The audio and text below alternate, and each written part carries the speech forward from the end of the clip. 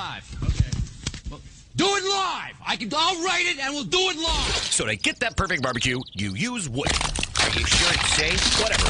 We put the lighter fluid on, strike the match, and oh! Should we call the fire department? That might be a good idea.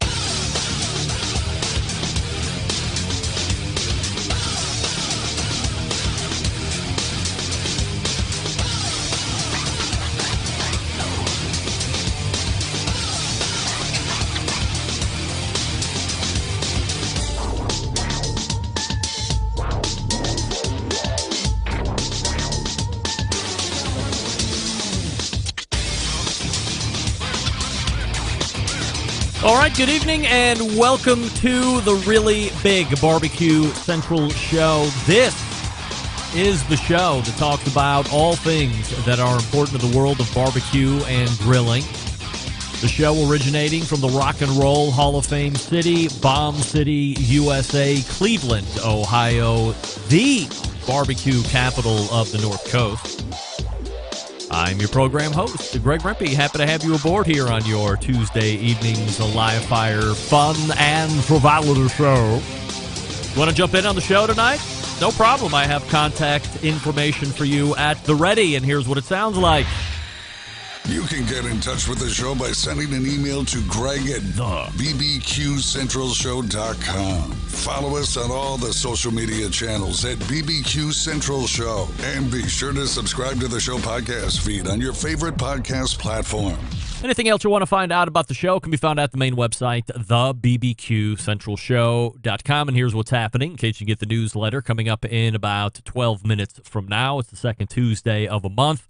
And leading off that first interview segment, of course, the founder of the greatest barbecue and grilling website ever, Meathead, will be joining us. There he is. He's ready to rock and roll, so stand by for him. We'll be talking about water pans, myth busting. I might have a question before we get to myth busting for Meathead, so he is already in the green room and ready to take it all in, ready for your questions on top of everything else. So Meathead coming up shortly. Then, after Meathead, we'll be joined by the co-founder of a longtime sponsor of this show. Fireboard is one of my favorite remote thermometering devices. They have since come out with Fireboard 2 and the associated Fireboard 2 Drive. They also have the Fireboard Pro, which is for the high-temperature stuff. And, of course, the most recent unveiling of the product, the Fireboard Spark, which is not only an instant-read meat thermometer, it's also a single-channel fireboard as well, and then it interacts with bigger fireboards. It's a whole mess. Ted will be joining us this evening at 35 past to talk about a brand new feature rollout that if you have the original Fireboard like myself, or if you have upgraded to the Fireboard 2 or the Drive, what have you, this is something everybody can get because it is app-driven, so it doesn't matter what the hardware is. This is a software situation, and it's really pressing the envelope of where things are headed these days in live fire, especially with the insistence, perhaps I should say laziness, of the general public on not trying to know your fire and know the associated meats. But I get off the soapbox just for a second to help you out and become an even better cook without having to actually know the skills. Ted Conrad will be on to do an exclusive announcement, so I will only tease it that much. You will have to wait for Ted to do the terrific unveiling that will be right after Meathead. That will close the first hour. We'll move to the second hour, and boy, am I excited for a first-time guest, for a New York Times best-selling author, for a Washington Post or Washington Times best-selling author. If you've written a book, there are lists that you want to get on that are best-selling. This guy's been on all of them. That's exactly where you want to land when you write books. He's also a very avid sportsman. He's also a Guinness Book World Record. The Guinness World Record book, whatever the fuck you call it. He's in the Guinness Book of World Records, not once but twice. He's also, I would perhaps go past backyard and go deep enthusiast, perhaps even approaching expert level outdoor live fire cook. Somebody I've been chasing for the better part of 3 years, and tonight we land him for not one but two segments because he's that good, and then hopefully recurring segments after that. Larry Olmsted joins the show. I'm very excited about that. He's written a number of great books. The most recent one has really nothing to do with food per se. It's about sports and how they make people feel good. He must not realize that the Browns have been in Cleveland forever, and of course the past 20 years holding maybe 2 seasons have been the worst. Hello? The worst. So it's just one of those things. And hold on a second here.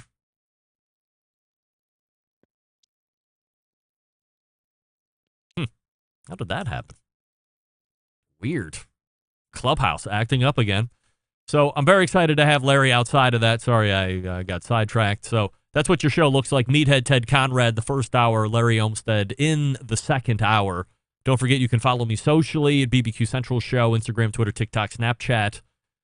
You can also get live video feeds of the show right now on Facebook and Twitch /BBQ Central Show. Also over on YouTube, where there will be a lively chat, no doubt, /RD Rempy if you want to find me there. And, of course, as I just got sidetracked, we're audibly on Clubhouse as well.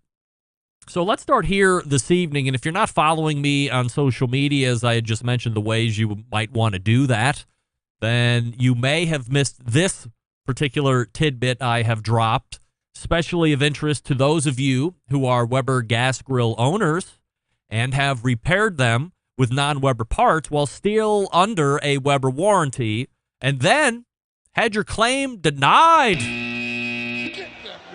I, of course, will thank Joe Martinez for sending me this particular bit of info. This was over at Vice.com. FTC orders Weber to honor the sacred right to repair your own grill. On the heels of the nation's largest grilling holiday, that was the 4th of July last week, the Federal Trade Commission announced Thursday that it's sanctioning Weber for illegally voiding the warranties of grill owners who installed third-party products on their gas grills. This is the third punitive action against a major beloved American company in the last several weeks from the FTC that indicates the Biden government is serious about the right to repair, the concept of ownership, and consumer protection. Last month, the FTC took similar action against Harley-Davidson and appliance manufacturer Westinghouse. The news is likely to make your father, a mechanic and decades-long Weber customer and charcoal grill evangelist, feel both rage because he believes strongly in fixing things and total vindication because he would not be caught dead near a gas grill.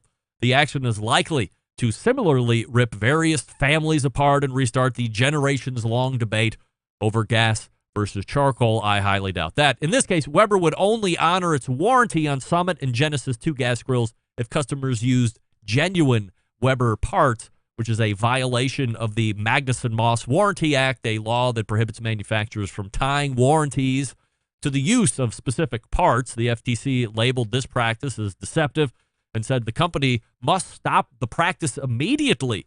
Weber is being ordered to fix its warranty by removing illegal terms and recognizing the right to repair and come clean with customers about their ability to use third-party parts.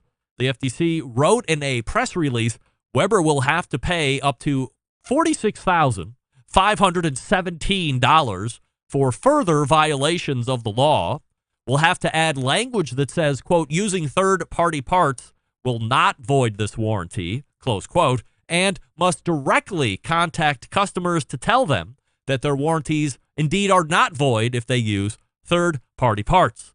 Sam Levine, the director of the FTC's Bureau of Consumer Protection, said other companies should be on notice. In a quote, companies that use their warranties to illegally restrict consumers' right to repair should fix them now. My father could not be reached for comment on the ruling. I'll check it out lest he is driving. That, of course, being written by Jason Kebler. So good job, Jason, on that reporting.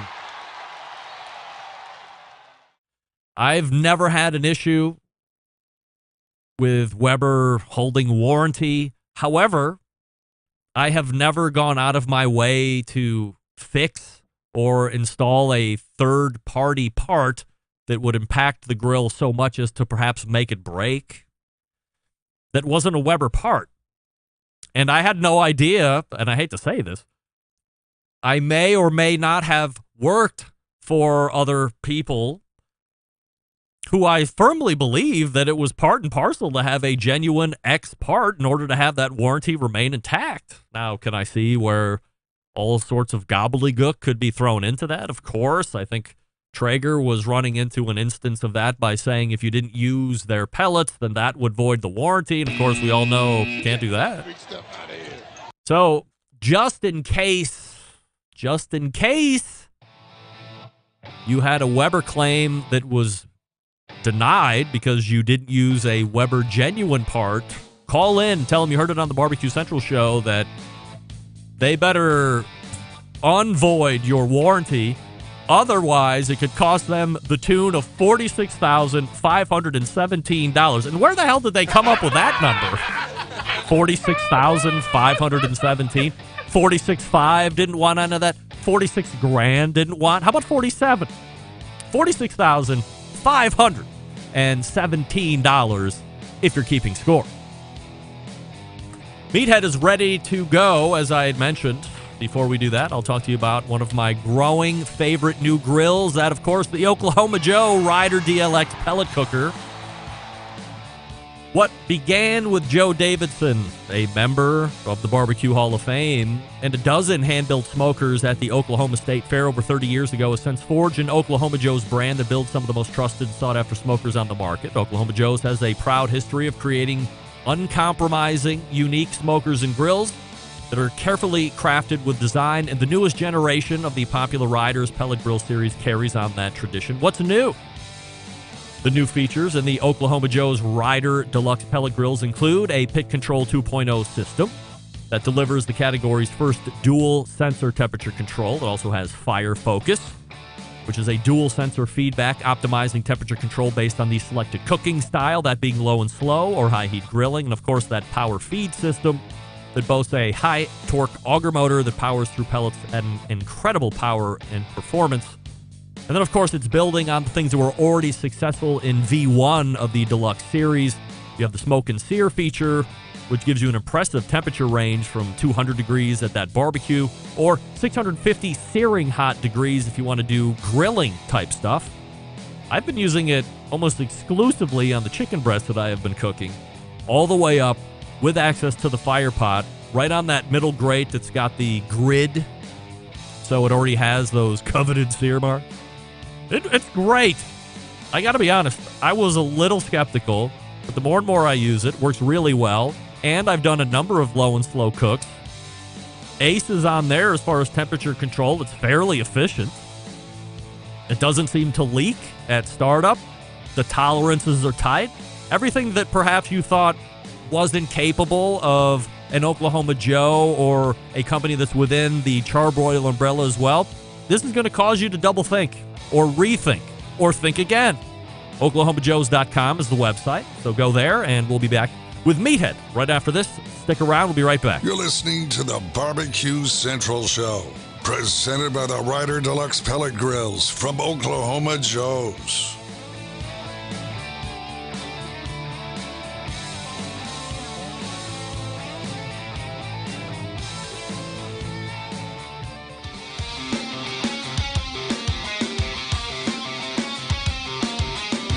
Broadcasting live from the Barbecue Central Show studios in Cleveland, Ohio. You're listening to the Barbecue Central Show. Once again, here's your host, Greg Rempe. Welcome back. This portion of the show being brought to you by the Barbecue Guru, creators of automatic pit temperature control technology, sellers of ceramic cookers with built-in power draft fans, accessories to make the barbecue and grilling life easier. Visit bbqguru.com for more information or call them 800-288-GURU. The Barbecue Guru continuing to be a breakthrough in barbecue technology. It is the second Tuesday of a month. I'm quickly racing to try and find the song, of course. Here it is. So we race to the hotline that holds none other than the guy that has created said website, Meathead, from AmazingRibs.com. Hey, Meathead. I don't have your sound, Meathead. You on mute? No, I don't have you. As they say in Paris, I got nothing. So there has to be something that's not plugged in or something or other. I would say if you're going to go in and start messing with your settings, you might have to disconnect and then come back in just to make sure that everything is there. However, we will wait for Meathead to come back in. I'm going to leave your sound on, but I'm just going to go back to me because luckily I kept the opening bit up because there's plenty of other stuff to get to aside from the Weber warranty claims, which, of course, again, if you were denied because you used some other part, you might want to give them a shout and let them know what you heard on this show. Listener feedback from the show last week, Terry in Iowa writing in. Greg, congratulations on winning the American Idol Season 3.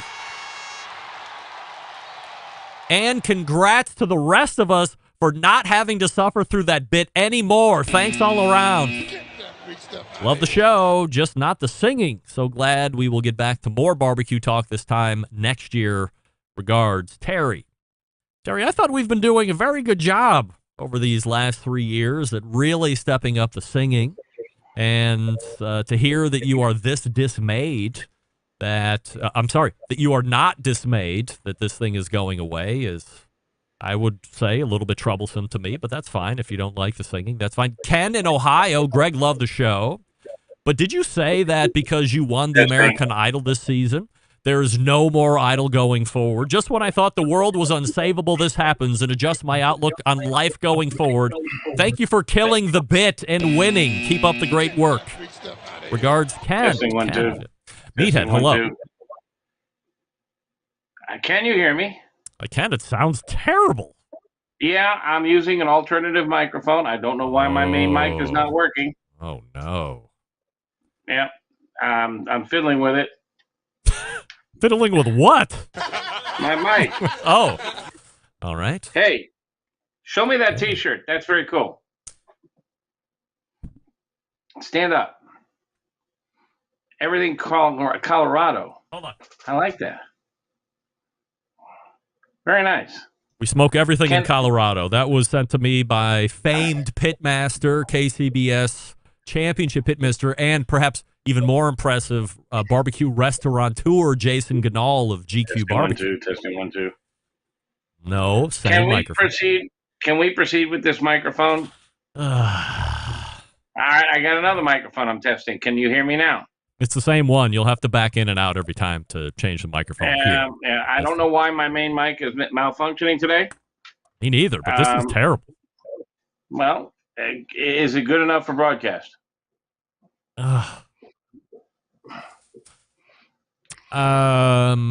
It's not. All right. I don't know what to tell you, Greg. I guess we got to go back to sound checking every once in a while. Stand by. All right. How's this? Now, if you're changing microphones, you're going to have to come in and come back out. You can do that, and I can continue to read some of my listener feedback. I have stuff to tell you, too. I know. That's why I have you on every month. Are you going to back out? I already rebooted. Can you hear me? No. Can we live with this? Shut the web browser and then reopen it, not like reboot. I did that. When? A minute ago. I shut down the browser, relaunched. Try it again. Do it for me. That a guy. Look, you listen to me, goddammit. I'm the one running the show. Get that big stuff out of here. I know, Smokin' Joe's Barbecue Pit, the pineapple gods are thrashing your show. I mean, who would have thought that the pineapple gods would be taking the proverbial dump all over me? Chris in Pennsylvania wrote in, Greg, I agree with John and Doug. Your live performance, you were incredible, yes. I was a little unsure with the first part, but you played it so perfectly, really belting out that final portion in a way that blew my mind. You're a really good singer, man. Can't wait for season 4. By the way, Jose is right. Everyone should be singing, including those girls of yours. Thanks for a great show. Regards, Greg. Bad news, Chris. The show's over as far as American Idol's concerned. Something's changed, perhaps for the better. Well, not for the better. There's no Meathead sound at all anymore. Oh, dear. Well, Meathead got busy with his fireside chat, and he must have torched it for some reason. I don't know. But there it is. So I see him. Now I can't hear him. That's it. So we were getting ready to talk about the myth of the water pan. What does everybody like about Meathead? He's got great information. A couple weeks ago, we were talking about combustion, and then the week after that, the month after that, or last month, we were talking about charcoal specifically, and everybody has a stance on charcoal. Perhaps that more than anybody is the guy in the Weber article was writing, has divided houses. I am in a house of division myself. I'm somebody that likes charcoal. I like, in most cases, like 98% of the time, I like the flavor the charcoal imparts. Now, if we get into cooking ribs, I can do without the overt charcoal flavor that you would get cooking over a bed of charcoals where the fat from the ribs is rendering down and then dripping in. For as much as I like, I can use the pit barrel and get away with it because it's gentle, but I've used other cookers that were charcoal driven, and the predominant flavor profile on that rack of ribs, no matter how much rub or how much sauce or what other gimmicks you're using as you're doing your cooking process on that rib, it doesn't work well. It is predominantly the first thing that you taste right off your mouth is charcoal, and sometimes it's really not that great, and it's overpowering. I've been to a number of barbecue places downtown Cleveland where they used a drum-style smoker, but instead of how we've become accustomed to seeing over the last 10 years or so, where it's an upright, this was a barrel flipped on the side, cut in half, hinged open, and then they have a big charcoal fire in there, and they cook plenty of ribs in there, and inevitably, it's just a huge charcoal flavor, and it's not one that sits well in my palate. Now, everything else, steaks and chickens and pork butts, maybe because it's just a bigger cut and more of the meat mixes in and it tamps that charcoal flavor down, I seem to be okay with, without issue. Some of the really hoity-toity lump charcoal, that gets a little bit burdensome to the palate on me too from time to time, but I guess it depends on where that wood is coming from and how much flavor it's imparting and what particular flavor it's imparting. Sometimes it's not that pleasant on meat, pork or beef, chicken, whatever.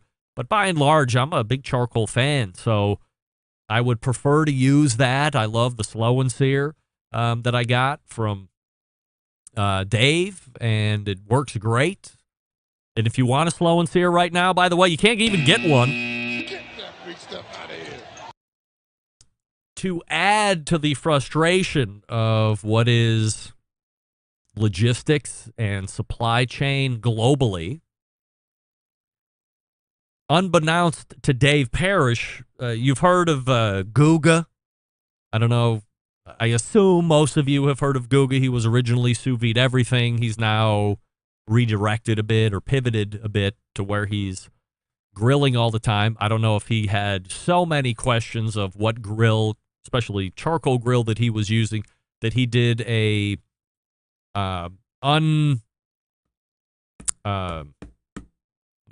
Dave didn't ask you, unsolicited review. And he's like, everybody wants to know what grill I'm using. I'm using the Slow and Sear kettle kit, and this is what I got with it, and blah, blah, blah. And he put a link to it. And all of a sudden, Dave sold out. That's a good thing. Guga has 3 million followers or whatever it is. So anything that and his fans are passionate. So if he says this is what I'm using and I love it, and I use it in all my videos, and I use it when I'm not even shooting videos, just cooking it. Meathead, I have your microphone on and I don't even hear you. I can see you waving in my switcher here, but If the sound was coming through, I would hear you. Unfortunately, I just do not hear you at the moment. So if you want to keep trying, you can go ahead. We got 8 minutes left. I can, but if the sound is on, I will hear you. I will jump right to you. So his fan base is fervent and passionate and will buy. And I don't know if 10% of 3 million, what is that? 3,000, 30,000, whatever.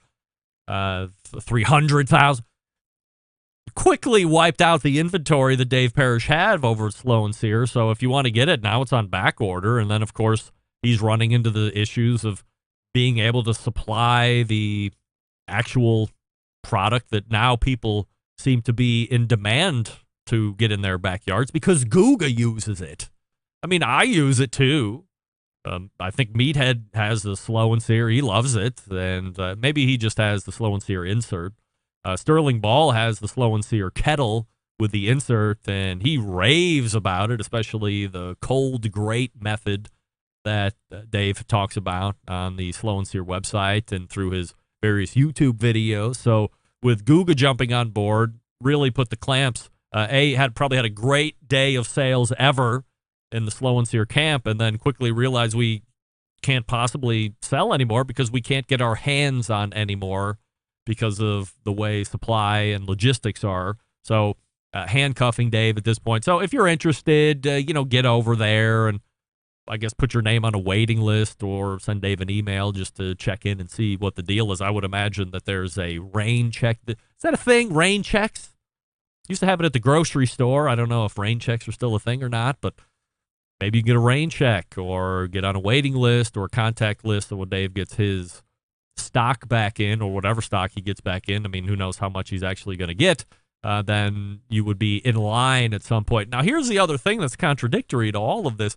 And I just touched base with my contact over at Yoder Smokers and said, hey, it's been a little while since I've reached out. I don't want to badger you about getting somebody from Yoder on, but is this something that we might be able to do before the 2022 calendar year closes out? Oh, by the way, is there any way I might be able to squeeze a discount code out of you to give to the listeners? Because I've had some listeners of mine say that they're in the market and they might want to grab one, and a discount code might put them over the edge, or maybe we could get a handful of more sales and maybe we weren't even expecting. And he said, well, we're sold out for the next 18 months, so discount codes? Get that big stuff out of here. I don't know about discount codes. I don't know if we're going to have those or not. Which I can see. When you're sold out, look, nobody knows better than me. And the state of production. I was given a grand total of 40 trucks to sell this year, which took me 5 minutes. And that's it.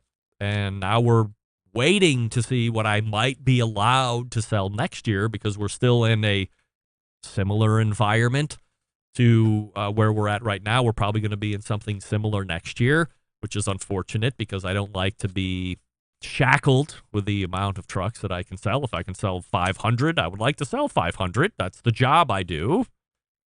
But it doesn't appear that that's going to be that way in heavy-duty trucks. And likewise, for at least Yoders, they're sold out through next year. I mean, 18 months, 12 months from now is next July, and another 6 on top of that is January of that following year, 2024, or the end of 2023. So they're already sold out through next year, or at least aren't getting any more or able to make any more. They're American-made, or at least put together in America.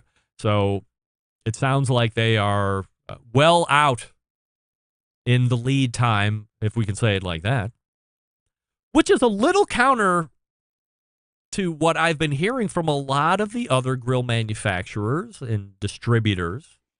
Can you hear me? I can hear you. It's a different camera angle, but it's not your microphone. Well, I've got the ear pods in and the camera, I switched browsers. I don't know what's going on, Greg, but we're live. We're back. I'm here. Where? I'm sorry, I don't know. Hey, couple of quick things. Go ahead. You're not going to come at me with the. You're not coming at me with any Watson stuff, are you? Because I can't handle it. No Watson stuff. I don't know what the hell Watson stuff is. You got Olmsted coming on. Here, where is it? There you go. That's his book. He writes great books. Real food, fake food. Fake food. Yep. He also wrote a book called Fans. I read him like crazy. He's great. Also, you got Ted Conrad coming on. I know I do. I love his devices, and I'm not going to predict what he's going to talk about tonight, but it's very cool. Yes, very cool. Yeah. All right, so we got 3 minutes left. Oh, Christ. Which is great. So, you know what? I'm not even going to bother with the main topics. We can't get into water pants. But I had a question ready to lead off. A new idea of barbecue television hit the air last night. Barbecue USA with Michael Simon appears on the Food Network, and it looks like he's traveling to a number of different barbecue events, perhaps contests and festivals through the run of the show. Did you happen to take in the debut episode last night or at some point today? And if so, what did you think of it? No, I didn't. I have heard about it, and I think Michael's a great cook, and he's a fellow Clevelander, so it has to be good if he's from Cleveland. I fear I've become a jaded barbecue television viewer, and I don't want to take a dump on it, but I look and go, what's different? Like, what's new? Why retreading seems to be the poorest imitation of any kind of entertainment, and it's competition barbecue is not terribly interesting to the public. I mean, the techniques they use are not very useful for home cooks. In fact, I've written about this. I said, don't cook like they cook on TV. I just saw that on Twitter. Good for him. I mean, competition barbecue is fun, and I'm sure he and the folks at the Food Network or wherever he is are going to make it look interesting. But, there's not a lot of lessons for home cooks there. And, as you've seen this, they build up the drama, the argument between the head cook and his assistant, and they don't teach you a lot. They don't talk about technique a lot. It'll be interesting. I'll go watch it, and we can talk about it next month if I can get my audio fixed. I apologize. I don't know what happened. I got this fancy-dancy speaker that you made me buy, and it's been working great, and all of a sudden it went down. Yeah, well, that's the thing. As we say with technology, it's the greatest thing ever until it fails, then it's the worst thing ever. The thing that about Barbecue USA, it's not like a Barbecue Pitmasters in essence. So they went to an actual KCBS contest. They highlighted 4 or 5 teams that they followed around for the show, and much unlike Barbecue Pitmasters in that first season, where nobody ever seemed to win, one of the teams that they were highlighting happened to win the whole thing, which is Joe Pierce from Slaps Barbecue out in Kansas City. So that was, a benefit to a degree. But I don't think they're going to be following those same 5 teams next week. They're going to be somewhere else highlighting some other folks. Well, that's so cool because when you think about it, you go to a barbecue competition and there's 50, 75, 100 teams, and you pick 5 to follow. The chances of one of them winning is pretty low. Yeah. And we've seen this. We've seen them do that. And it's like, oh, well, they didn't get anything, and we followed them. So it's interesting that they were able to pick a winner. And, of course, Joe Pierce is one heck of a cook, so they did well. All right, well, you watch that show. You'll have 2 or 3 or 4 by the time we rejoin here in August, and we can talk a little bit about that, but then we'll talk about humidity in water pans and all of the myths that go along with it, and otherwise, there are a lot of misunderstandings about what water pans do, right, and what they can do, and how to use them. And I would like to talk about it. And I'm awfully sorry, audio failed me tonight, but next month we'll take up where we left off and have fun with Olmsted. He's really good. I will. Meathead, always appreciate the time, and we will see you again in August. There he is, Meathead right there. AmazingRibs.com if you have any questions about barbecue or grilling or you would like some insight. that's the place to go. I do see Ted Conrad ready to go, so we'll get to him here in just 1 second. What do we love about ceramic cookers? We love that they are fuel efficient. We love that they can achieve low and slow temperatures for traditional barbecue meats. We love that you can get rip-roaring hot for high-temperature grilling of steaks and other thin cuts. But what's missing in the everyday lineup of ceramic cookers? The real ability to do true two-zone cooking. Two-zone cooking is very important to both professional and backyard cooks alike. It's the best way to manage a fire and cook with confidence. However, getting a two-zone fire in a round ceramic cooker is not very realistic. Why? Because it's round. Enter Primo Grill and the game-changing oval design that you all know and love. The shape gives you the ability to execute that two-zone setup that you desire, and it also gives you the other ceramic grill benefits as well. Really, when you break it down, there's more than 60 different ways to cook on this Primo, so you're only limited by your culinary imagination. They have plenty of different sizes of ovals to fit your particular situation or family size. And they are really cranking out all of those accessories. We love the grill, but then we also love the accessories to complete the experience. They have the Primo Grill rotisserie. They have the pizza grill accessory. They also have the half pan. They have the rib rack. Whole bunch of stuff. So make sure that you are visiting your Primo Grill dealer today. Only sold through dealers. PrimoGrill.com. Find a dealer near you. Visit them. Check out what they have, and then buy the best. The best ceramics in the biz, patented technology, true two-zone cooking capabilities, multiple sizes. PrimoGrill.com is the place to go. Nick Bauer and the gang over there. We're back with Ted Conrad right after this. Stick around. We'll be right back. You're listening to the Barbecue Central Show, presented by the Ryder Deluxe Pellet Grills from Oklahoma Joe's. Howard Stern, Jim Rome, Dan Patrick, and Greg Rempe. The Mountain Rushmore of talk show entertainment. Now, let's get back to the Barbecue Central Show. Well, I apologize to the listeners for the lack of audio, and sorry to cut Meathead short there, but we'll reconvene next month. We'll do a little bit of a check and make sure we got everything rocking and rolling. This portion of the show being brought to you by cookinpellets.com, your number one source for quality wood pellets for all your pellet-driven cookers. Visit cookinpellets.com for more information or to purchase or to see what other goodies they have available for you to buy.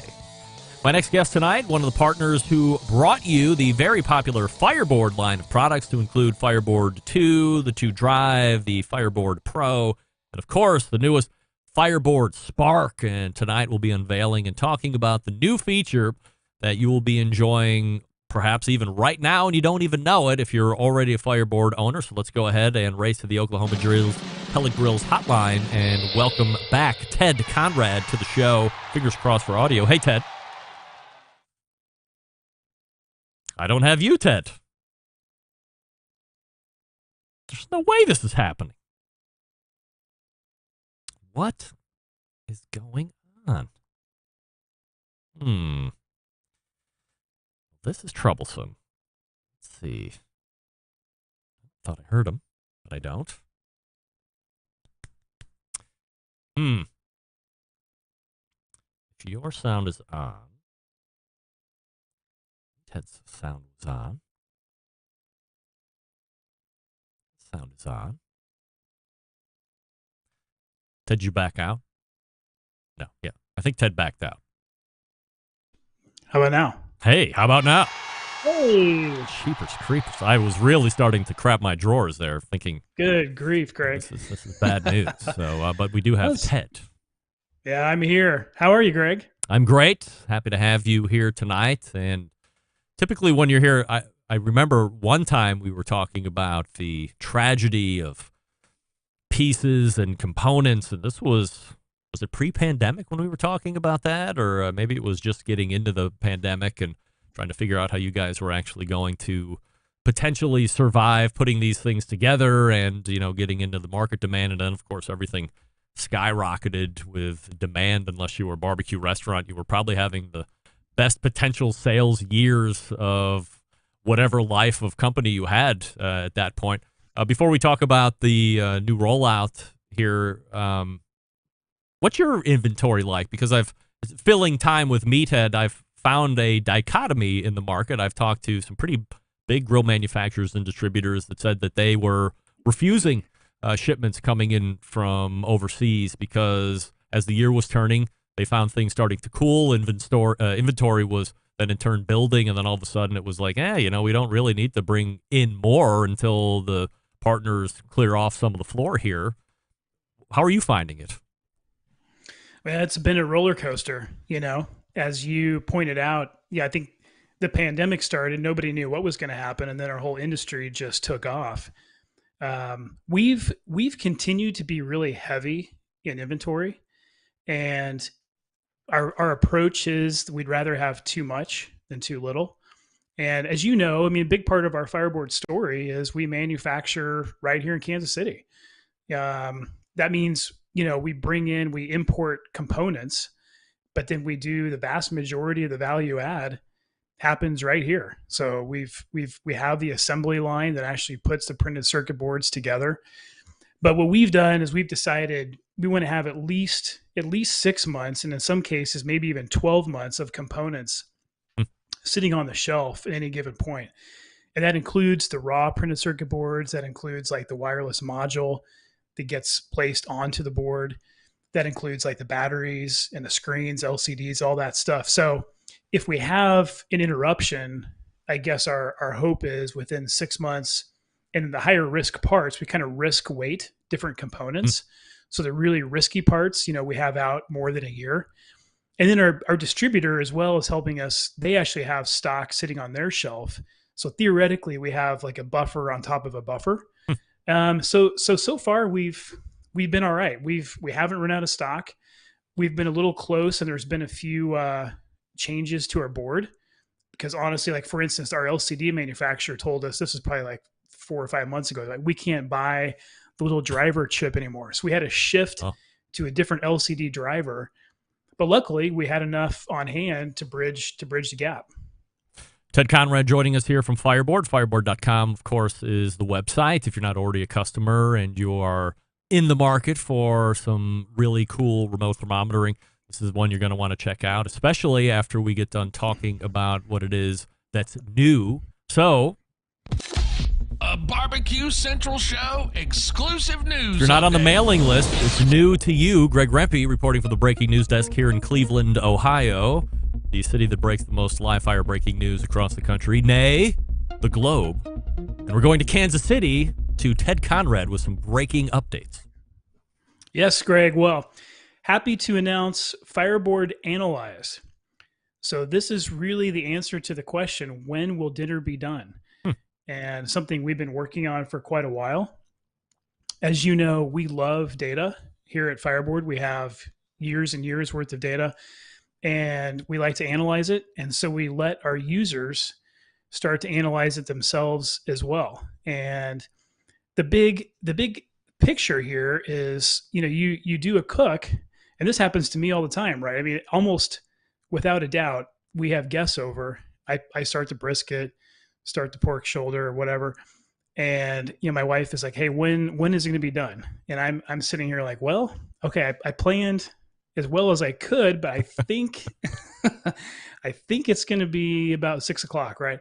So you have to sort of, everybody, the good thing is for years, everybody's had the benefit of these Fireboard, these beautiful charts that we've had, and it shows you your cook real time.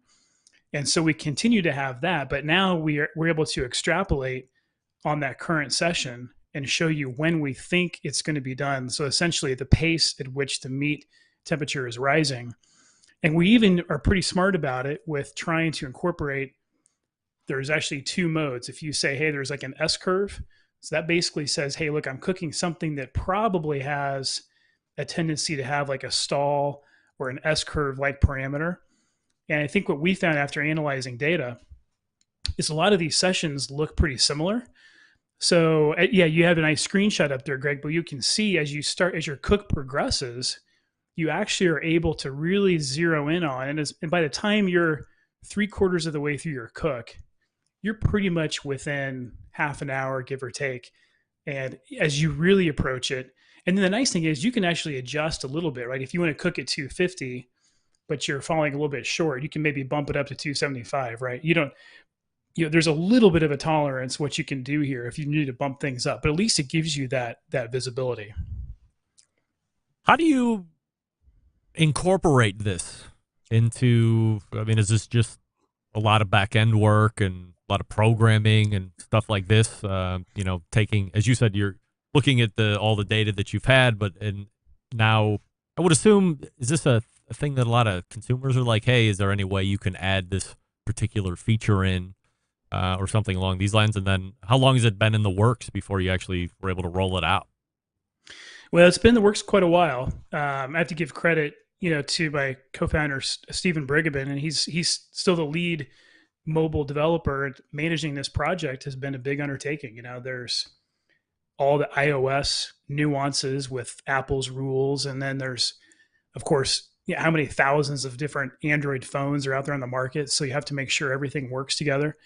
But yeah, it's been over a year. But we're essentially a technology company that happens to love barbecue. But technology, this is part of our thing that we love to do. We love to build cool, intelligent tools with software. And I think our goal has always been to make it very simple and elegant for the user. So the user should literally be able to open their app today, click on a new little tab at the bottom that says Analyze, and within about 2 or 3 clicks, they should, I think maybe even 2 clicks, they should be able to have a beautiful chart that shows them within a relatively reasonable guess when they think their food is going to be completed. So if I bring that screenshot back up here, it looks like here it is this the top right. It says target temp ETA. Is that where we're looking for if the wife or the husband says, "Hey, honey, when's dinner going to be ready?" We can look at that part and say, "Well, it looks like we're going to be between X and X time."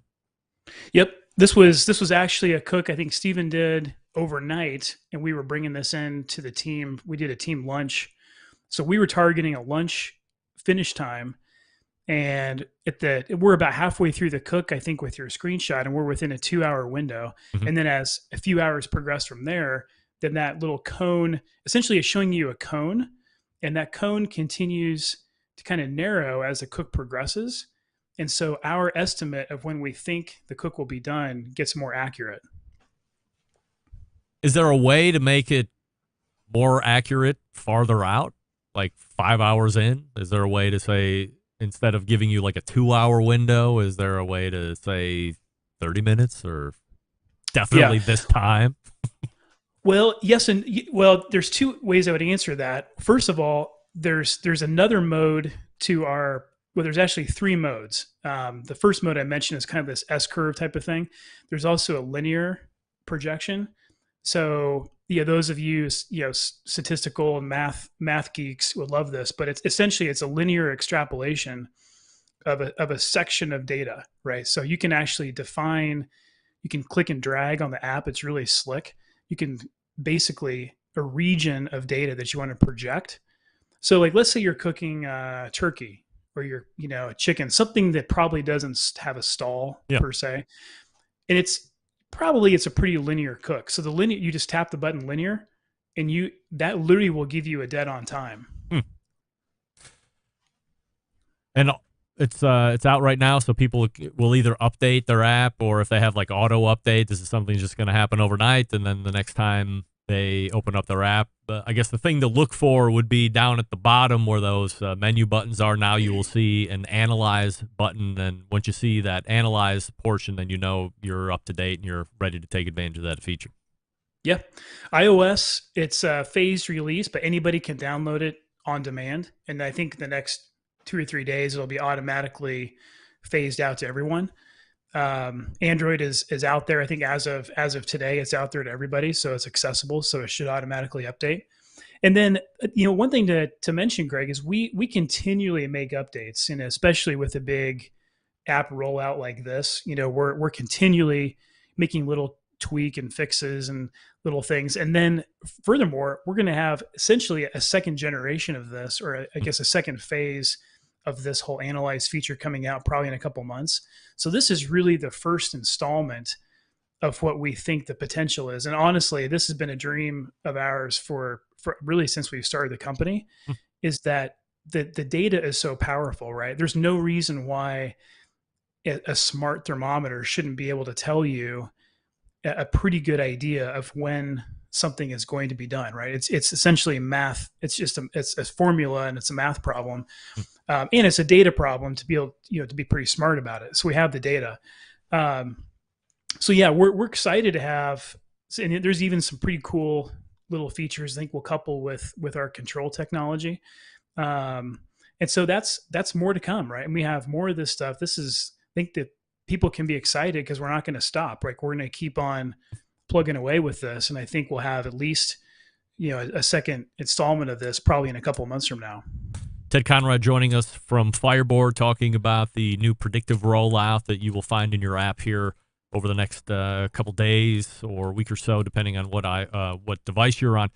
Ted, if I quickly scan my brain on products that would be doing something similar within this realm, Meter comes to mind. Of course, I'm a well-known Meter hater.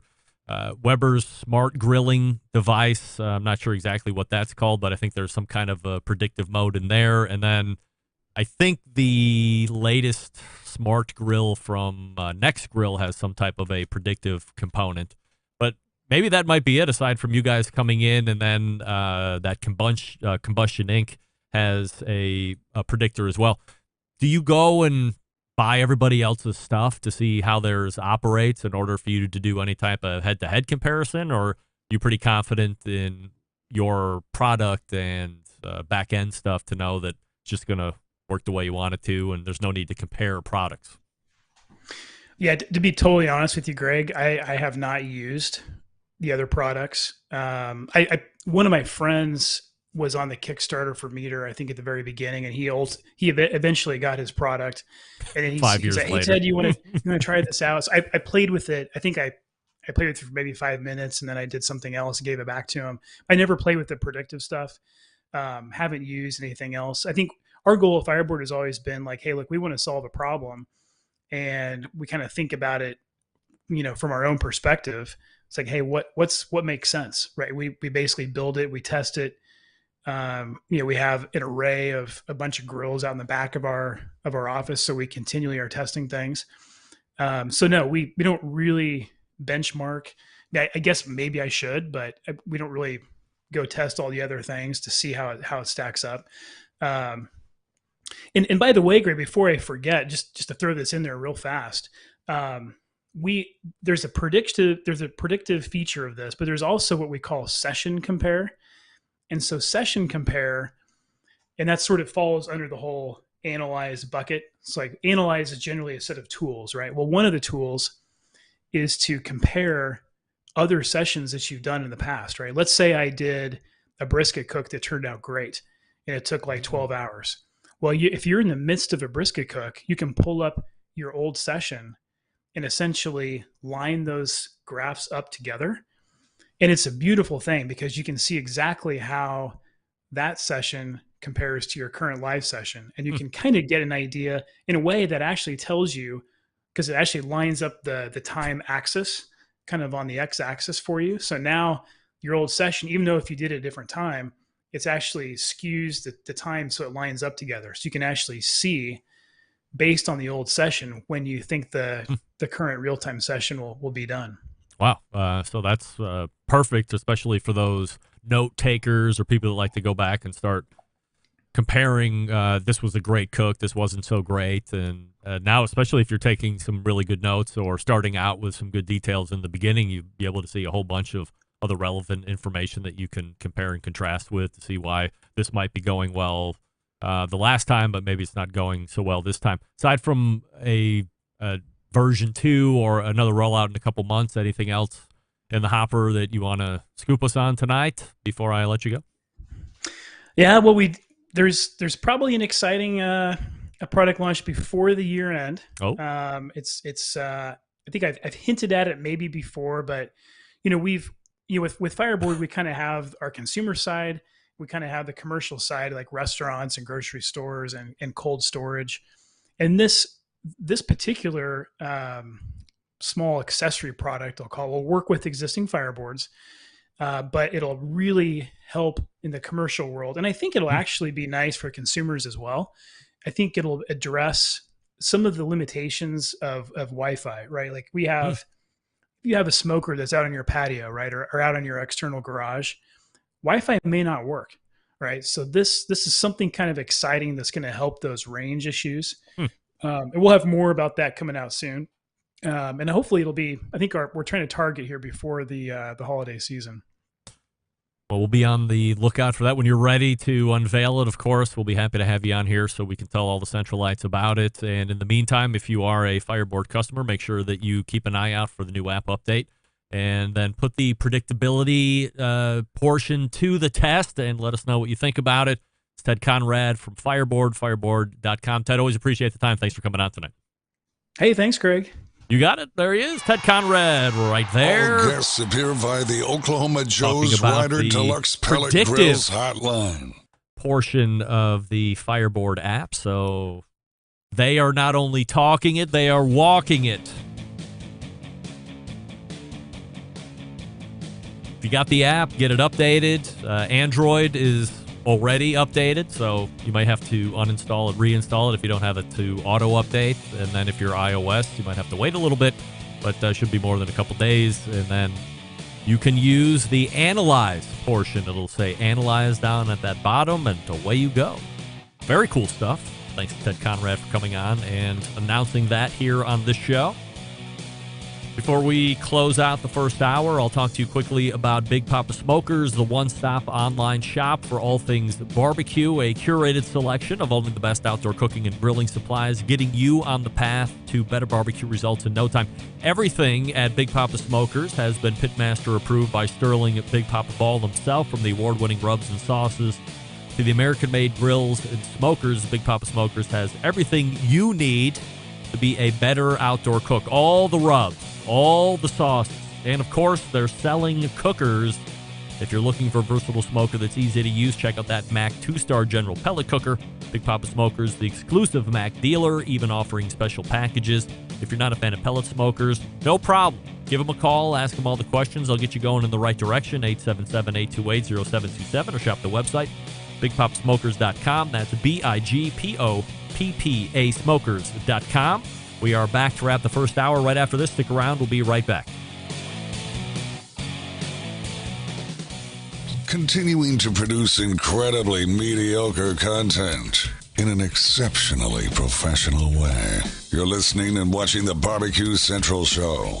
Once again, here's your host, Greg Rempe. Thanks to Ted Conrad for joining me last segment. This portion brought to you by Fireboard. How about that? Monitor up to 6 different temperatures simultaneously. Connect to Wi-Fi, cloud-based monitoring. Connect via Bluetooth. If you have Alexa or the Google Assistant, you're in luck. Fireboard fully integrated with both. Find out more by visiting fireboard.com or call 816-945-2232 and be on the lookout for the new app update. So you can use that analyze feature, Alan F. saying, cool, as we talk about that new analyze feature with Ted Conrad. I'll be anxious to try that out. Maybe I'll do something this weekend. I like cooking. I like doing bigger meats. I haven't done pork butts in a while. Maybe I'll do pork butts on the new Oklahoma Joe's while I use the new Analyze from Fireboard. Sounds like a match made in heaven. Maybe I'll do them also on the Green Mountain Grill. I got some of those. Maybe I'll do one on the Slow and Sear. I got one of those. I got them all.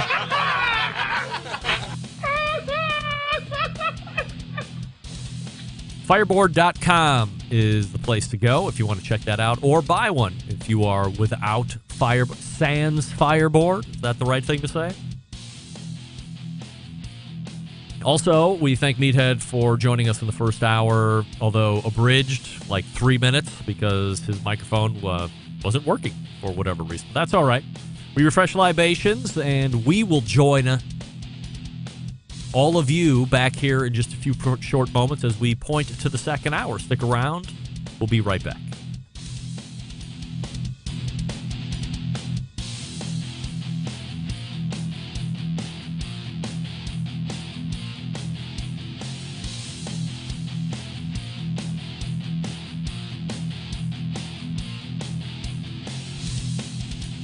Hey, this is John Dawson of Patio Daddy-O Barbecue in Boise, Idaho, and I've got it locked on the 50,000 gigawatt blowtorch of the internet that is Barbecue Central. Happy to have you aboard here for the really big barbecue show. We cook because we have to, and we grill because we want to. Hit me! Fine, how's it going? You have a great show. I'm a big fan. Boing. So what seems to be the problem here? This man looks like he's dead, and he's in the crackle. Charbono! It's all about the charbono, dude! Succulent fish. What? He ate 54 wieners. Now listen, Lavernius, shut your face. I'm shaking like a dog shit peach seeds. We have top men working on it right now. Top men. And just like that, we are into the second hour. It's the Barbecue Central Show. We talk about barbecue and grilling related items. If you are just tuning in live right now, too bad you missed the whole first hour. We almost had a segment with Meathead, and then we were followed up by a tremendous segment with Ted Conrad from Fireboard, announcing the rollout of the new Analyze feature. So just wait for your app to update or uninstall, reinstall with a new one, and it should be right there down towards the bottom. Analyze. Check it out, fireboard.com. This show is originating from Palm City, USA, Cleveland. Yes, that's right. If you missed the first hour, we are recording as well. Fear not. Hour one will make its way into the podcast feed a little later this evening / tomorrow morning. Second hour will be up on Thursday, and I'll talk to you about Friday here in just one moment. Don't forget, still to come on the show in about 13 minutes from now, first-time guest Larry Olmsted joins us. Meathead, a big fan of Larry. And you can also follow me socially at BBQ Central Show on Instagram, Twitter, TikTok, and Snapchat / BBQ Central Show on Facebook and Twitch. There's also a live video feed over on YouTube, which is /RDRempe, where there is a chat going on as well. We're also live over on Clubhouse as well. So if you'd rather hear instead of listen, hear instead of watch, then make sure you go over to Clubhouse and pick up the show. By the way, I see that Tyler Hathaway is in the Clubhouse tonight. Tyler, you need to send me an email with your shipping address so we can get you your prize from, saying, the cooking guy last week. It's Greg, G-R-E-G, at thebbqcentralshow.com, and make sure that you send me that email along with your shipping address included in the body of that so we can make sure that we get you all squared away. We did get the other winner last week squared away. That was Johnny Maggs playing for Rod Schrader, and he is getting his Sam the Cooking Guy book in the mail if he doesn't have it already.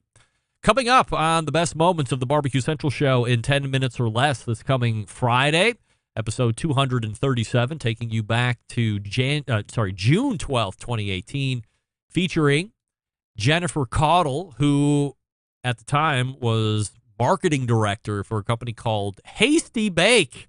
Not sure if she still is or not, but she was at the time. Jennifer talked about how she got to Hasty Bake. She was not an original employee, so she talks about how she made her way there and how she is the pitmaster of her household.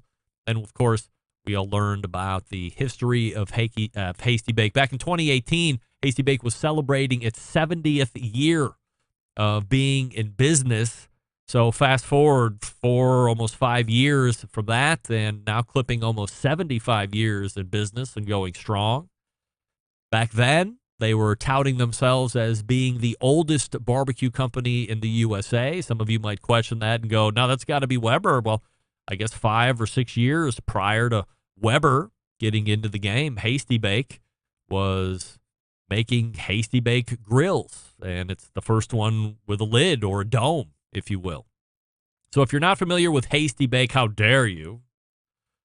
You should be, but if you're not, or you're new to the industry or the lifestyle, then this is one you want to check out because Hasty Bakes are really cool, and it's really neat how they operate, and their heat can, or their coal drawer can adjust levels and help you control a heat in that way.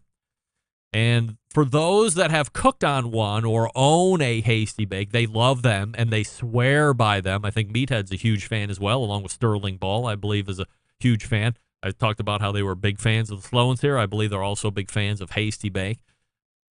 I've never cooked on one, nor I have never owned one. I would love one. Don't forget, if you want to hear a guest or segment again on this show that's been lost in the archives, just shoot John an email. He puts those shows together. John Solberg, Michigan Embedded Correspondent, EP of the Best Moments Show, JON, at the BBQCentralShow.com. Tell John what you'd like to hear, and he will do his best to meet your expectations. And now, a Barbecue Central 2 in a row. Exclusive news update. Greg Rampe reporting from the breaking news desk right here in Cleveland, Ohio, Bomb City, USA, the city that breaks the most live-fire breaking news across the country. Nay, the globe. And the official announcement is here. I mention it here on this show. And then great things happen. The deal's put together, locked and loaded. I will 100%ly be at the Hartville Hardware emceeing the 2022 Grill Fest event this year. Come get it. The event, which is now, I think, in its 5th year or 6th year, is set to take place on September 17th. That's a Saturday at the Hartville Hardware location, a great location across the nation. It's the largest independently owned hardware store in the country, perhaps the world, but definitely the country. And as I say each and every year as we start to promote it, to give you an idea of how big this location is, and there are other things on property. There's a flea market in the back. There's the Hartville Country Kitchen restaurant that's to the side of it. There's a hotel that I think that they own. But just the hardware portion of it, there's homes inside the hardware store. Wrap your head around it. For instance, I think I videoed the inside and outside of a whole ranch concept home inside the hardware store. It's crazy. And then they have a bunch of other ones as well. And then they have some demo fronts, if you will, giving you the look of walking into the house, seeing the kitchen family room kind of a thing. But there's a whole house, at least one, in the hardware store. So that gives you an idea of the size. But there's the Grill Fest. There's the whole grilling portion. I think it's 33,000 square feet of grills of various makes and models, huge accessories and components line, very impressive. All the fuels that you could think of that are available for sale, they have them there at Hartville. And this will hold a similar concept, so there will be live demos. Who will be live demoing? Well, glad you asked. Showing up for Traeger for however many years in a row, my pal Danielle Bennett, BBQ, who's a delight. If you haven't seen her operate in front of a crowd, you're missing out. If you are around and you've never seen it happen live in person, Danielle is worth the price of admission. By the way, there is no admission price. You just get to show up and take in all the fun and frivolity that's going to happen on that Saturday, September 17th. But Danielle is top-notch in giving demos. Great personality, great with the information, great with the science. She's easily one of the best I've ever been around, and it's so great to interact with her during her demos. Typically, she does two during the course of the day. Also, making his debut at Grill Fest, but friend of this show, and you've seen him on here a number of times. He is a Dayton, Ohio resident, so coming across the state eastbound. Mike Lang from Another Pint, Please. He, of course, will be representing or repping the Weber portion of this. So all the demos that take place use either a Traeger cooker, a Big Green Egg, or some type of Weber cooker. So anxious to meet Mike in person finally, and then also get to work with him in a question and answer and moderation MC type of situation. So looking forward to that. seeing what Mike has to offer. Maybe they're not even going to big the big green egg in this year. They're just going to have Diva do 2 and Mike do 2. I'm sure Mike could pull 2 off without blinking an eyelash. This is something that's right up his alley. Always got great content, always bringing new things to the game. So very excited about that. And as soon as I hear from Hartville Hardware on who that big green egg rep will be, or if they're going to have one, I'll let you know who that's going to be. So once again, me all day MC, worth the price of admission because I'm fun and frivolous. Danielle Bennett, Diva Q, will be doing probably 2 live demos. I'm not enough to bring you in, she has to. And backing Diva up, Mike Lang, all friends of the show from Another Pint Please, and he'll be repping Weber. So 2 of the biggest names out there, 2 of the most recent brands going live and public last year, right around this time. So looking forward to the 2022 Grill Fest over at the Hartville Hardware location in Hartville, Ohio, the breadbasket of the greater Cleveland area. It's like an hour and change south and east of me. You got to check it out. It's fun. Very excited to see Mike and excited to catch up with Danielle.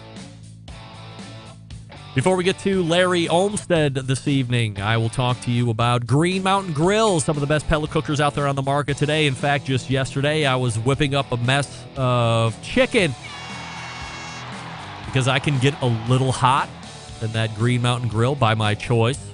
So I do more of a smoke roast. That's what Steven Raichlen calls it, a little smoke roasting. So only sold through dealers, greenmountaingrills.com. Find the dealer near you, visit the dealer, get educated, find the ones that might be right for you. A couple different lines to choose from. A choice line, so if you don't need all that nonsense like Wi-Fi connectivity or an app to do all of your up and down heat controls or custom cook cycles, internal meat probes, things like this, choice line is right up your alley. You can save a couple $100. You get a great cook. That's the one I have. I've had for 10 years now, I think. Maybe longer than that. They also have a Prime line. So if you want Wi-Fi connectivity, if you want to have an interactive app experience where you can control the temperature of that pit and you never have to leave the house, you just use your app, you want to get the Prime line. A couple different sizes to choose from, the Peak and the Ledge, or if you want a completely portable experience, the Trek is the one you're going to want to find out. Again, go to the dealer. Touch them, feel them, ask your questions, get educated by the dealer sales.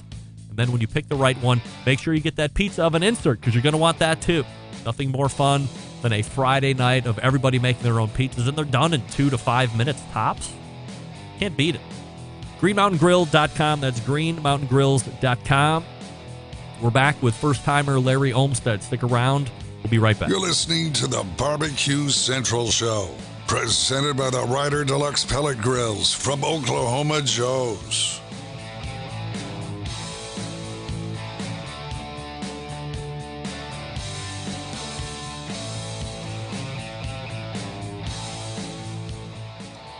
Howard Stern, Jim Rome, Dan Patrick, and Greg Rempe. The Mountain Rushmore of talk show entertainment.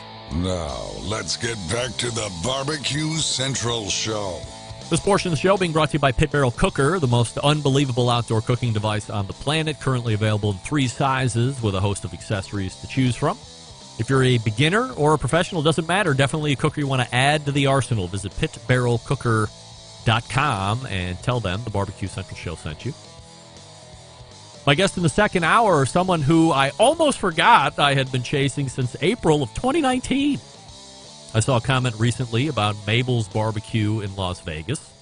Hit the message button on Twitter and then was quickly reminded that I had reached out to him back in 2019. Well, 3 years later, we are here to do the first of hopefully many interview segments about live fire and food in general. So let's race to the Oklahoma Joe's Ryder DLX Pellet Grills hotline and welcome in first-timer to the show, Larry Olmsted. Hey, Larry.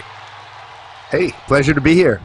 Very excited to have you finally after I admittedly had realized I had reached out to you many years ago and then forgot I had reached out to you many years ago. So excited to have you. Now, look, we could certainly jump right in, talk about food, sports, your Guinness Book of World Records holdings, and all of this fun stuff. But if you don't mind, let's lay a little groundwork up front for those folks who may not know your writings or know who you are specifically. I get new listeners to the show all the time that are just new getting into barbecue and food per se. So where were you originally from, and what are your culinary recollections as you look back on your formative years? I am from the non-barbecue hotspot, but super culinarily, ethnically diverse borough of Queens in New York City. All right.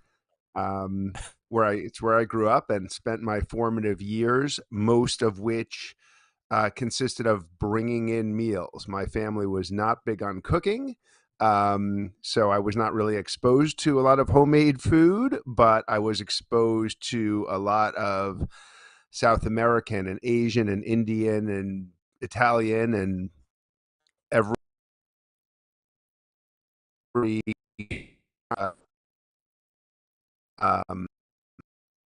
ethnic cuisine. Larry? Yeah, hear me? Okay, I don't know. Did you just cut out there for a second? I heard you were bringing home a lot of food and you were exposed to a number of different cuisines, and then that was all I got. Yeah, well, I'm sorry about that. I don't No know problem. what happened there, but yeah, yeah, everything Asian, South American, Italian, grew up with a lot of different food influences. If nobody in the house is generally cooking, are you inspired at all to try and figure that out for yourself at some point, or do you not really think about that? No, absolutely. I think it really spurred me. Both myself and my older sister are very prolific cooks now. I think as a result of not having exposed to that. Did you know prior to getting to Georgetown for college that you wanted to be a writer?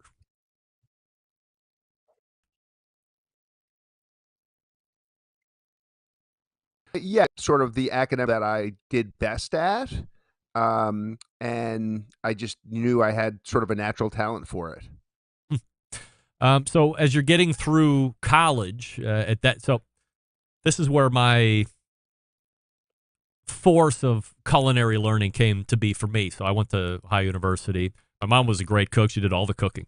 When we were home, my dad did the grilling, occasionally on weekends, but it was like the standard fare: steaks, hamburgers, hot dogs, never any Southern style barbecue like we would tend to cover here on the show. By and large, I didn't get exposed to that until after I had even gotten married and talked to my cousin who was a barbecue caterer. But in college, aside from going to the dining hall, I had a buddy that really liked to cook. And as a well-laid plan to get laid, we both decided that we would figure out how to cook. So he was going to take the inside domestic type cooking. I was going to fashion myself a live fire master. And that's what we did. So we learned to cook really well. The idea portion of this whole thing didn't really pan out for us by and large, but nonetheless, we became fairly accomplished cooks in our own right. As you're getting through college, are you also picking up how to cook and learning different techniques at that point? Yeah, absolutely. Because after my freshman year, I never lived in a student housing again. We always rented a house off campus. And I also spent a couple of summers staying in DC. So a lot of backyard, a lot of outdoor time, a lot of self-sufficiency on a limited budget, so trying to learn to add flavor. That's probably the biggest thing. Stretch the ingredients. And we had a Weber kettle, which is, I think the way pretty much everyone starts in the backyard. Some dubiously undercooked chicken and overcooked burgers along the way. Steep learning curve, but we got there. After Georgetown, you do graduate work at Dartmouth. Did you have an idea right off the bat that you were going to get through undergrad and go to a graduate program? No, actually, there was quite a lapse. By the time I went to grad school, I was already a fairly accomplished journalist. Oh. I just happened to I live near Dartmouth, and my wife works there, and I had been working at home for years traveling a lot, working at home, and I sort of craved intellectual stimulation and actually talking to people. So I started taking classes, which were sort of a fringe benefit on the side. So I didn't really need a master's for anything that I do professionally, but I figured it would give me a chance to dabble in things I had. I took screenwriting classes, things that I just never would have tried. And when you write, everything you write makes you a better writer, even if it's not a field. It just rounds you out a little bit. So, talking with Larry Olmsted, you can follow him on Twitter at Travel Food Guy if you'd like to see what he's up to. Let me ask you about college. I think I graduated high school in '92, and at that stage of life or whatever generation, parents seem to think that kids had to go to college. Maybe there wasn't a lot of kids going to college as they were getting through it, and that was viewed to be the thing that was going to make you successful, and so, we just did that. I wouldn't say it was necessarily a waste for me. It was a great life experience, but if I look at the degree that I got, what I'm doing today, it's laughable at best. But it, I think, rounded me out as a human. But as you look at college present day, what are your thoughts on it? In other words, has it become an incorrect expectation for everyone to go to college after they finish high school? Yeah, I think to some degree, yes. The biggest problem is the expense. It really frustrates me because, the cost of education, especially at elite or better colleges, has consistently, for our entire lifetime, way outpaced the cost of inflation. So there's really no you hear these crazy numbers, it costs $80,000 a year or whatever, and there's no real good reason for that. It just shouldn't. So it's not so much that going to college is a bad idea. It's just at some point you have to say, is it worth what I'm paying? And there has been a shift as a result away from liberal arts. It still makes a lot of economic sense if, you're going to be an engineer or a lawyer or a doctor. But, I had a lot of, I get a lot of joy out of the liberal arts education and kind of the well-rounded citizen it makes you, but it's hard to justify paying for that. So, and also now with the way the job market is changing so fast, the one thing that I know as a homeowner is always going to be in demand is trades. If you're a plumber, you don't go to college, you're going to be working as much as you want and probably turning down 90% of the jobs because that's the way it is now. As you got out of college, you said you didn't really need to go to graduate school as the fringe benefit. You were a pretty established writer. So as you get out of Georgetown and you make your way into the professional world, what are the first positions you were able to secure, and what lessons did you learn from them that shaped you going forward? Right after I got out of college, I had a sales job for a publishing company for about 2 years.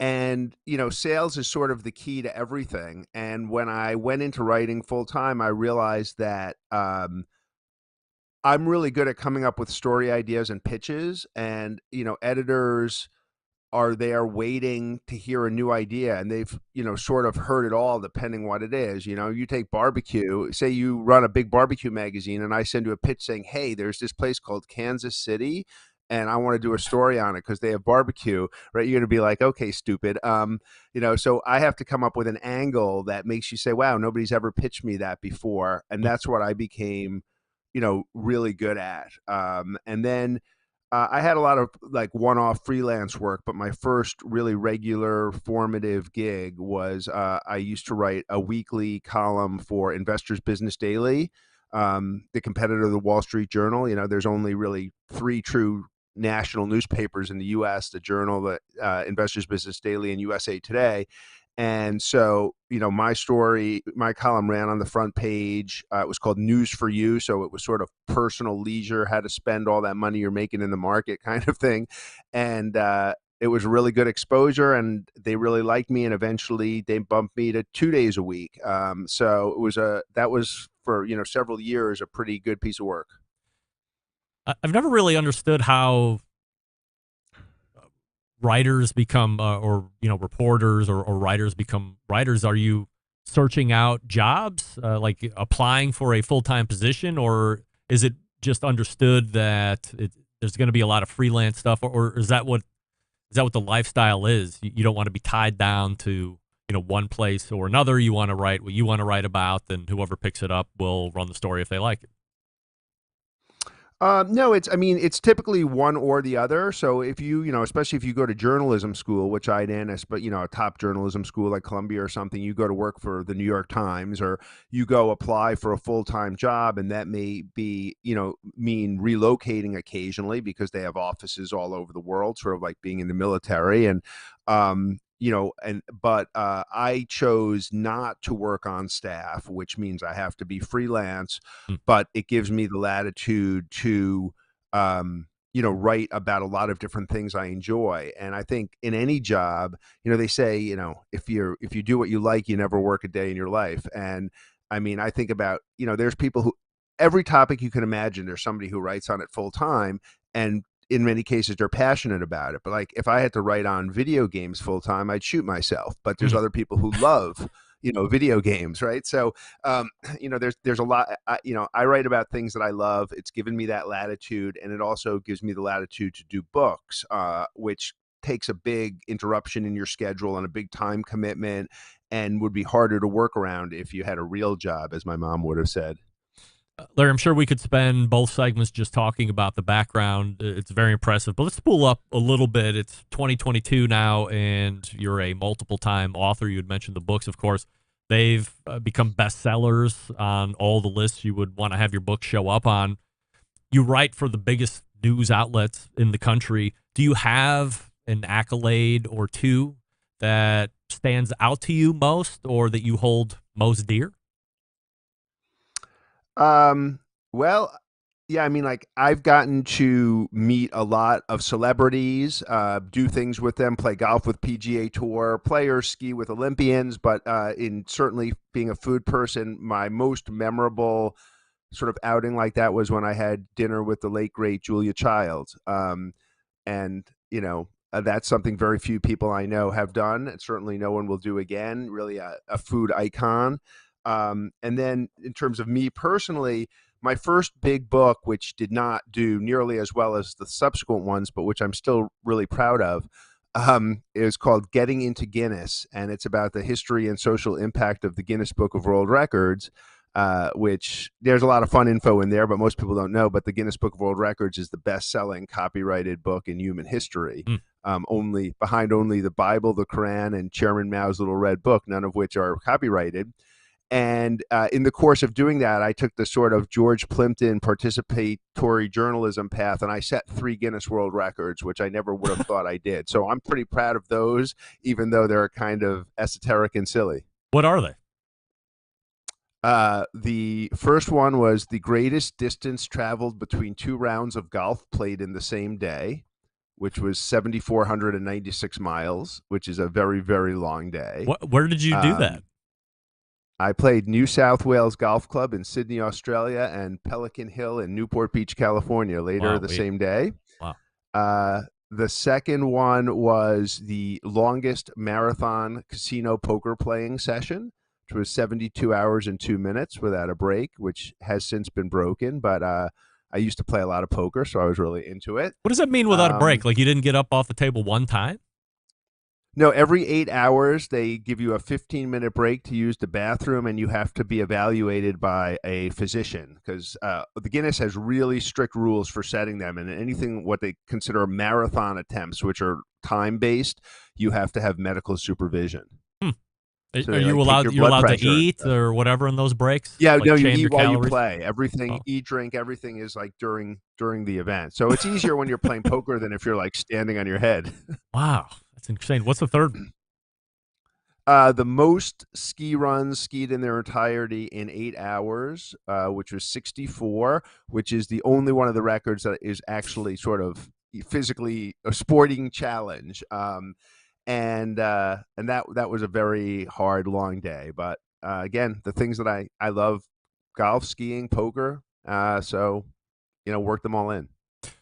As far as writing books and inspirations, what is inspiring you, or what inspires you to write a book, I guess? And then how long does it typically take, maybe there isn't a typical answer, but how long does it typically take for you to go from concept of the book to the book hitting the shelves ready for sale?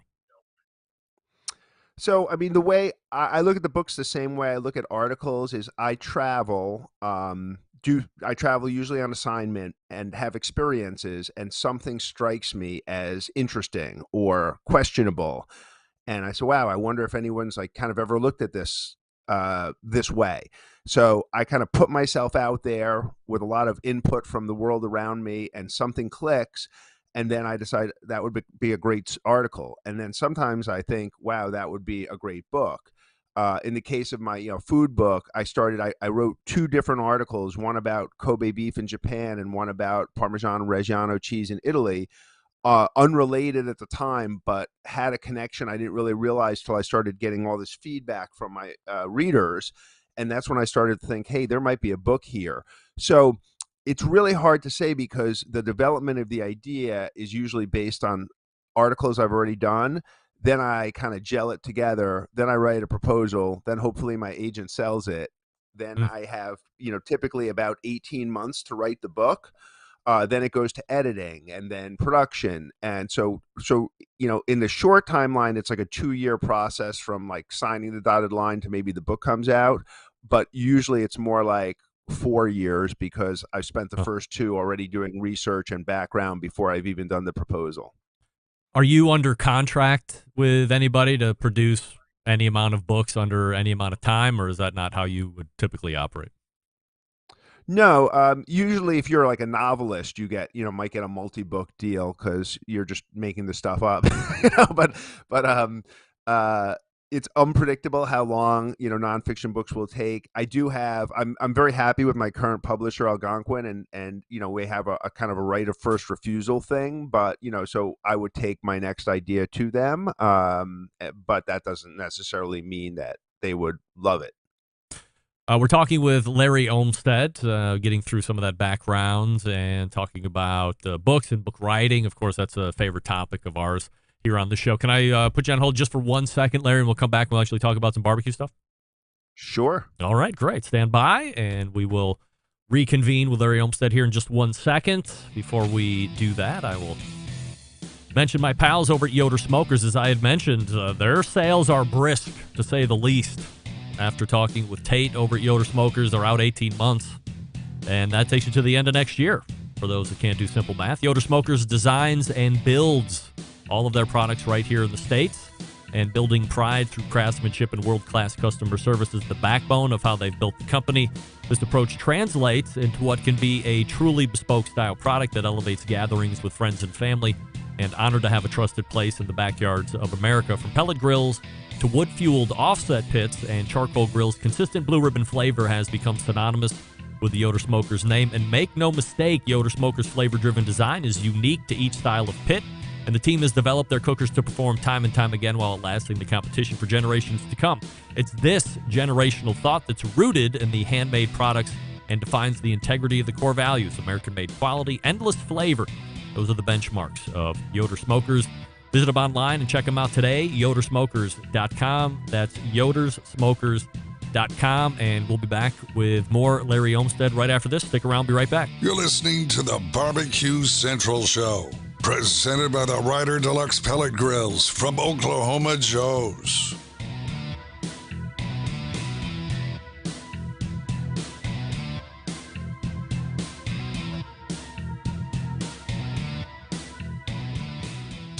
Let's get back to a guy who has more experience giving you his opinion than he actually has cooking. Once again, here's your host, Greg Rempe. All right, welcome back. This portion of the show being brought to you by Smithfield. Head on over to smithfield.com for recipes, tips, tricks from well-known live-fire cooks like Darren Worth, Jess Prowse, Charles Cridlin. Mouth-watering flavor, no artificial ingredients. Smithfield Fresh Pork is quite simply some of the finest pork money can buy, and the trusted choice for top cooks to use at competitions and at home. And if you don't watch yourself, Joey Chestnut will choke the hell out of you at the Nathan's Hot Dog Eating Contest for protesting them. But nevertheless, Larry Olmsted joins us once again here on the show. Larry, let's talk a little bit about live fire. First experiences in barbecue and grilling. When were you exposed? Ooh, when I was growing up, in New York City, barbecue had not obviously taken off the way it is now, where it was still very regional, limited mostly to the South and Texas and Kansas City and places. The cities of the Northeast did not have a lot of authentic barbecue places, but there was one place in New York that I consider sort of like the progenitor of all of the modern barbecue places. It was called Tennessee Mountain. It was in the Village.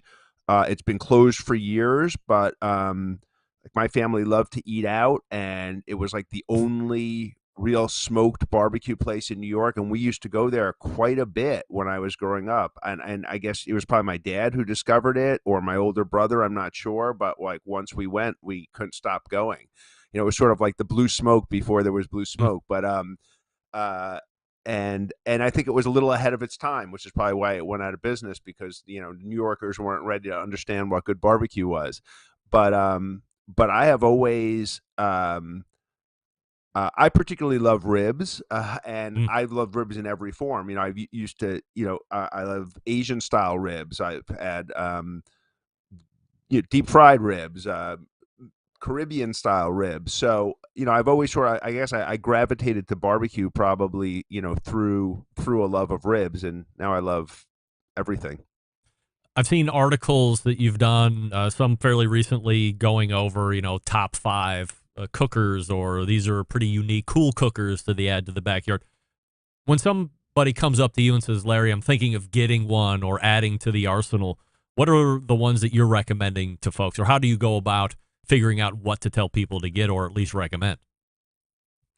Yeah, I mean, it's really budget driven. So I kind of live in two worlds. A lot of the outlets I write for, like Forbes or MasterCard Luxury, are luxury publications, and people don't care. So it's easy for me to, put in there $3,000, $4,000, $5,000 grills, but most of my friends can't afford those. So, I keep, I mean, I think, for a person who wants a reliable, fairly priced smoker to get started, Traeger is a pretty good way to go. It's it's got all the bells and whistles for a reasonable price, but there's a lot. I just say go one step above the big box. Don't get your grill at Home Depot. Get it at you're at more of a specialty store, but it doesn't have to be a super specialized grill to get started. How many do you own? Do you have a fleet of cookers in the back?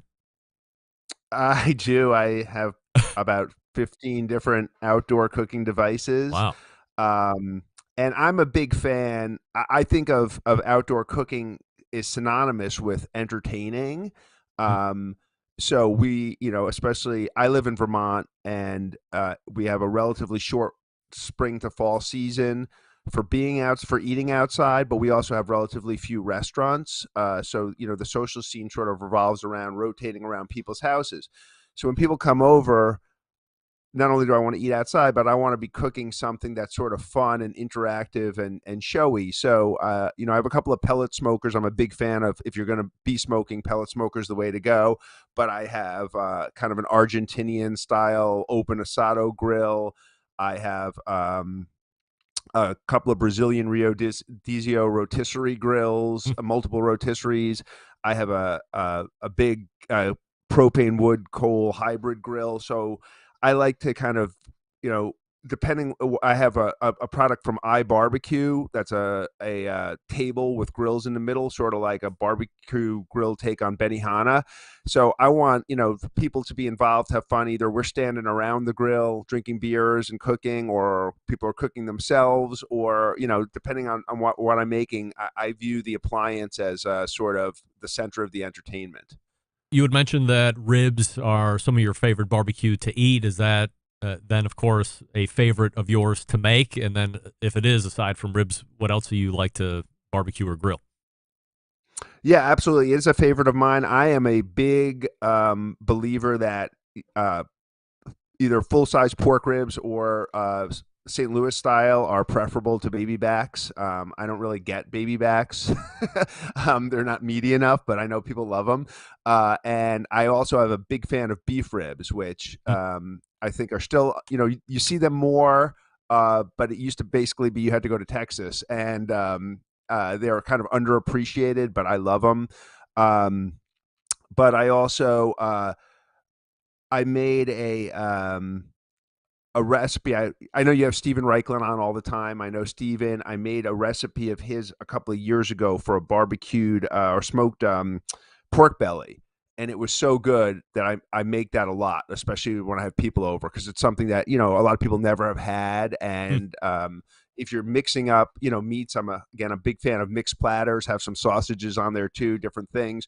So, that's a good one because you can't eat that much of it, but it really adds to it. I love brisket. I love burnt ends. I don't make it that much because we usually don't have enough people to knock it all back. That's like a party food. And then, I'm a big fan of big cuts of meat. I like to smoke a prime rib, bone-in prime rib. I think that's a really underrated, tastes great, comes off great. So yeah, I'm always sort of experimenting. Most recently, I've been grilling, not smoking, a lot of fish, which is more challenging. We've just been eating more fish, and I just recently went on a fishing trip to Alaska, so I now have my freezer full of like a lifetime supply of salmon, cod, halibut that I'm trying to figure out how to cook. So, Larry, as you've started to be a fan and then cover the industry, what's the evolution been like for you over the past 10 years or so? You mean of my perception, or yeah, me like how you've seen personally? it, covering it? What's changed? What have been the big benchmarks?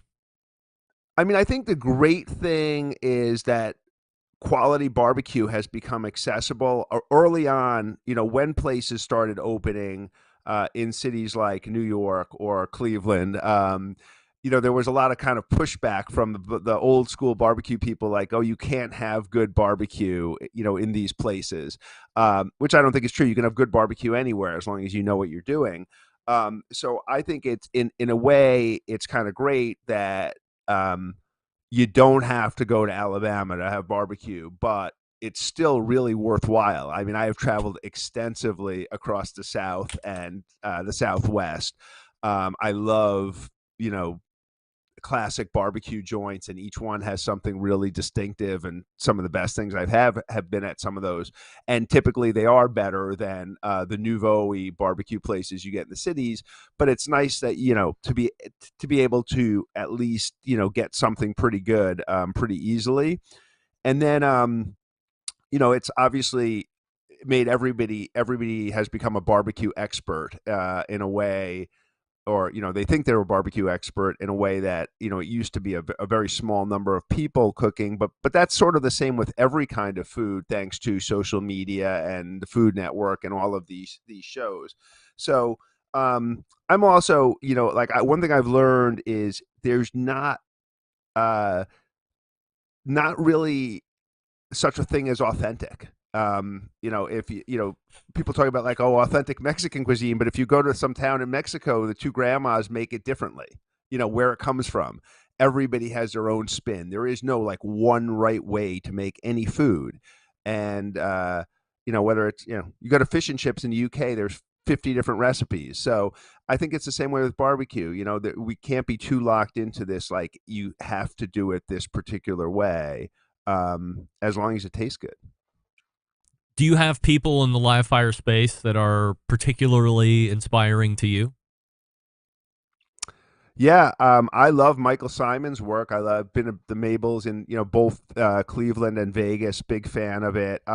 Part of it is also because everything is good. Like there's so many barbecue places I go to, like the ribs are really good, but the brisket isn't, or the pulled pork is really good, but the ribs aren't, and especially the sides. The sides aren't good, or the sides are really good, but the barbecue isn't. That's what I like. One thing I like about Mabel's is everything is really good. But some of my favorites, certainly Joe's in Kansas City, used to be Oklahoma Joe's, now just Joe's. Again, really solid across the board from the sandwiches to the ribs. Central Barbecue in Memphis, I think, makes one of those perfect racks of ribs. I mean, sometimes I just look at pictures I've taken of them and be like, wow, that's something to dream of making. So not so much the chefs themselves as the institutions. Do you have a favorite region of barbecue? When I say region, I know a lot of places like to say they're bringing their own region to the table here, but Carolina, Texas, Memphis, Kansas City, out of those traditional meccas, do you have a favorite? Yeah, I mean, Kansas City to me is sort of the ultimate travel barbecue destination, just because it's really, it's more of a melting pot of the other styles. Their big credit is burnt ends, but they're influenced by all the other regions. So, there's a lot of places in the Carolinas where you can get great pulled pork, but you obviously can't get brisket. There's a lot of places in Texas where you can get great brisket, but you can't get pulled pork. And Kansas City is a place where you can get a really good example of pretty much every kind of barbecued meat. But I also really love the classic Texas, by the pound, the Kreutz markets kind of places, Smitty's, where you go in and a lot of those places, they're smoking everything: turkey, chicken, prime rib, and really good sausages in Texas too. But the other big regional thing, I'm a huge fan of the Carolina mustard based barbecue sauce. A lot of times I don't use barbecue sauce, but when I do, especially with pork, love that Carolina mustard based, that kind of, so that's probably the one regional specialty that, I mean, I still meet people. I have people come over who've never had it, and they're like, "Wow, this barbecue sauce is great," and they're expecting something that's like red and tomatoey. So, a big fan. I wanted to play a soundbite for you. I don't know if you're familiar with sports columnist Nick Wright. This goes back a handful of months. Evidently a Kansas City guy, very passionate about Kansas City, so much so that he felt like he needed to kick Texas in the balls on the way out the door. Take a listen to this, and I'll get your reaction here in just a second. Come to Kansas City for the barbecue, JJ. Stay for the championships. Yeah. That would be my recommendation. Well, you have lived in Houston, so you are. Yeah, I lived there for 4 years and ate what they. Listen, Houston folks, I understand it's been tough times. I empathize with you immensely. But Texas barbecue is fraudulent and it's not like bad compared to its reputation. It's bad compared to food. It's just not good. Is Texas barbecue fraudulent to food? I absolutely don't think so. I mean, just fantastic brisket. Like I said before, some great short, both beef ribs and beef short ribs. I've had some great, some really stellar barbecue meals in Texas. Though I have to say, I have never been to Houston. It's the largest city in the country I've not been to. I've been to San Antonio and Austin and Dallas and Lockhart and all around a lot of Texas, but I've never been to Houston. So who knows? Maybe it's an anomaly. No, I mean, I think at this stage, Houston has some of the best barbecue. I believe it's got a small handful in the Texas Monthly Barbecue Top 50. I want to say, I might be wrong in this, but I think Truth Barbecue is in Houston, and that might even be in the top 10 or maybe top 5. I think you're right. I don't know when the last time Nick Wright was in Houston. Maybe it's been many years and hasn't seen the comeuppance of Texas barbecue, but just a funny thing because obviously he's a pro Kansas City guy. Speaking of Kansas City, you're also a KCBS certified judge. Why? It originally started, so I also, another thing that I write a lot on is wine and spirits, and I got invited years ago to be a guest judge at the Jack Daniel's Invitational through the booze side of it, through a relationship with Jack Daniel's and Tennessee Whiskey, and so I had to sort of go get certified in order to do that, and it was so much fun that I later did Kansas City. And some smaller ones, or where I live in Vermont, there's one, the Harpoon Barbecue Fest, which is probably the biggest one in northern New England. I've judged, and it's not something, I know there's people who go like every weekend and want to do it. That's really not me. It's too much. It's like a birthday, like once a year you can sort of overindulge kind of thing. But it's great because I write a lot about food, and what people don't realize, people like, whatever it is, say it's a steakhouse. People ate at this great steakhouse like 8 years ago and have a fond memory of it. And then they compare everything to it, and you have this life list, what's the best. But realistically, the only way to really do accurate tasting is comparatively. You have to taste both things at the same time. You can't compare the taste of a bite of steak you're having now with one you had 8 years ago. And that's the beauty of the way the barbecue is judged, is it's like a scientifically accurate kind of testing. Taste one after another, and you can see the differences. One of the things that makes KCBS unique is they certify their barbecue judge. Of course, that leads to a tremendous amount of controversy every year when the board of directors seats come up for voting. There's always a claim to fix the judging this year, or the table of death, or don't forget about the angel table, this and that. How are you able to stay on top of whatever training that KCBS wants you to do in order to maintain this palate they think you should have as a certified barbecue judge? Well, I haven't actually judged anything since before the pandemic, so I haven't worried about it a lot. But when I did the first time I did the course, I remember one of the things that really stuck with me was they were talking about tasting ribs and the texture of a rib, and it shouldn't be too tender. And it really stuck with me because I've always loved, like, I believe that when you take a bite out of a rib, you should sort of see your teeth marks. It should leave like a bite-shaped missing piece of meat. It shouldn't pull the entire meat off the bone when you take a bite. And so many times I see people writing about not barbecue, don't know about barbecue, maybe restaurant critics in other cities saying, fall off the bone. And to them, that's a good thing. And to me, that's not a good thing. So, that was kind of the one really big takeaway that has stuck with me from that judging experience is texture and how important it is. Last question before I let you go tonight, Larry, and appreciate the time. General barbecue awareness question, just to see what people actually know about this, because I'm steeped in it, so obviously I'm all about it. Did you have any awareness that there was something called the Barbecue Hall of Fame? I did not until probably, I'm going to say 4 or 5 years ago. I get a lot of press releases. So if someone is in the Barbecue Hall of Fame or nominated, it will, brag about that, but I don't know where it is. It's nowhere. I mean, the American Royal technically owns it, but there's no place that you could go visit, like Cooperstown or Canton, Ohio, or there should be. Yeah, well, of course, but that requires money and all this other stuff, a place to actually put it. But that's a story for a different day.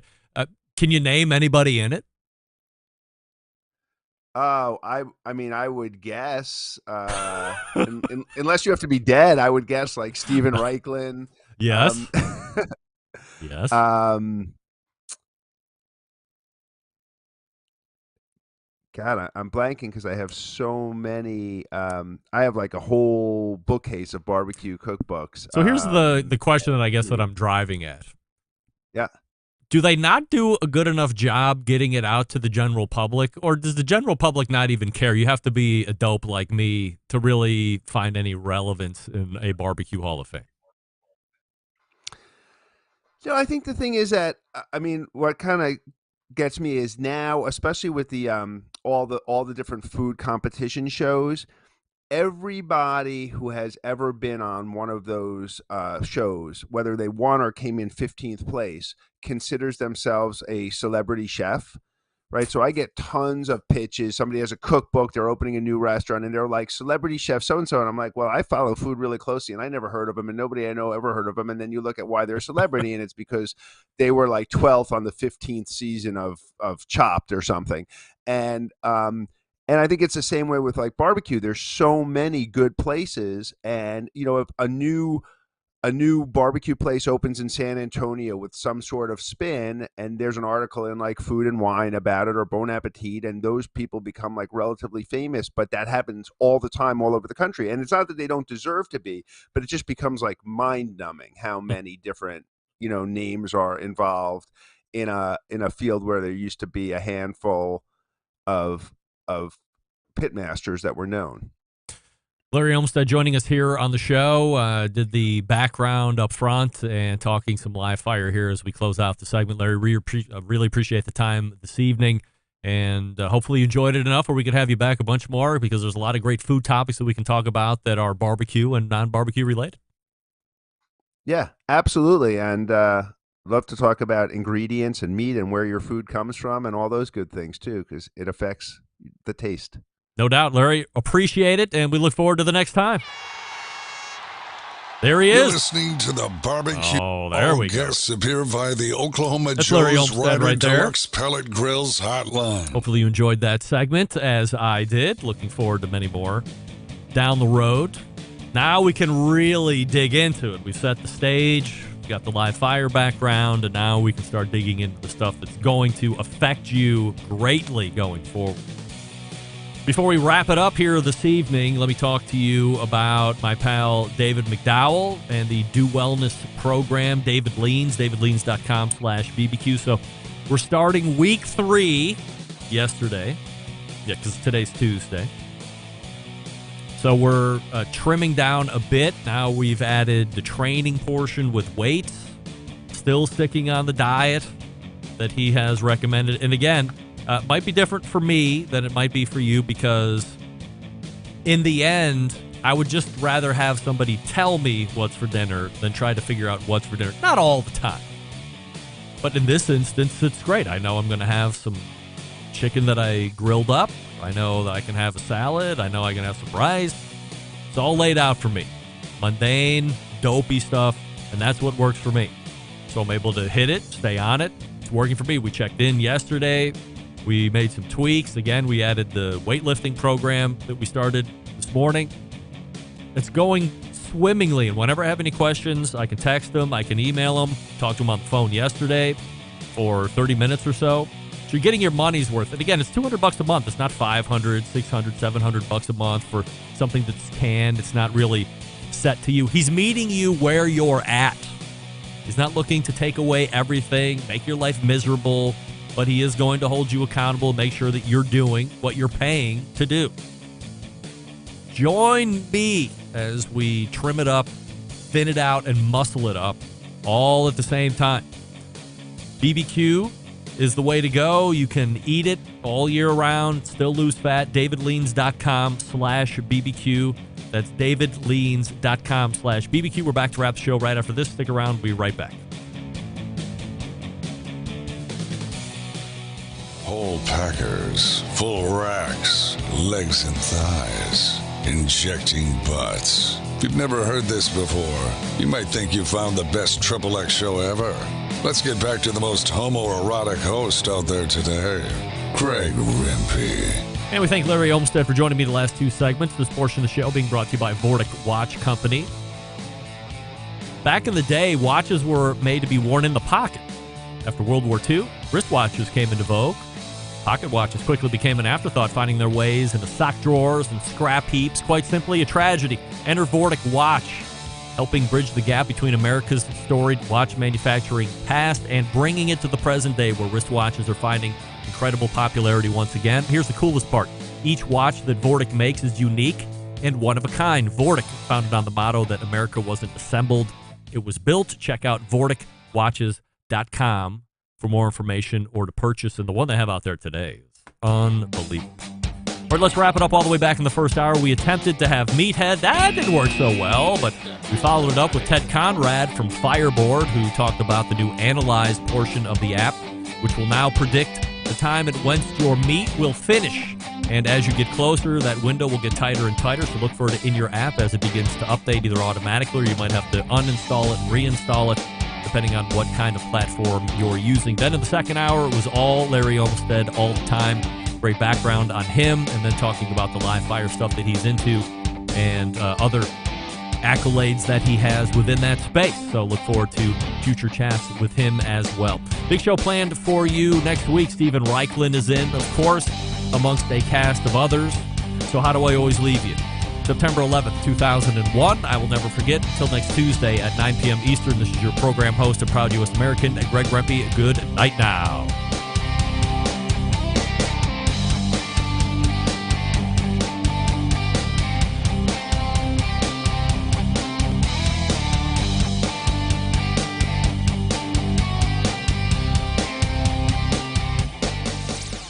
Hi, this is Jeff Richards, Columbus, Ohio. You're listening to Barbecue Central.